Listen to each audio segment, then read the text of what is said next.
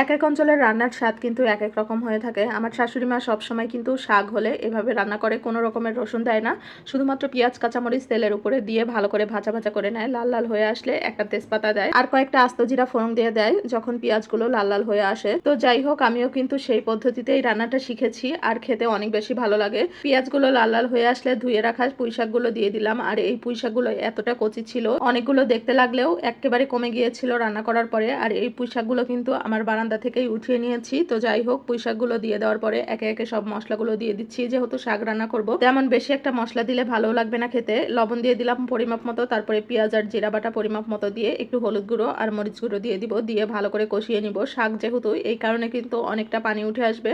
তো যাই হোক, এগুলো দিয়ে দেওয়ার পরে ভালো করে কষিয়ে নিচ্ছি। শাকটা কিন্তু কমে একেবারে অল্প হয়ে আসছে।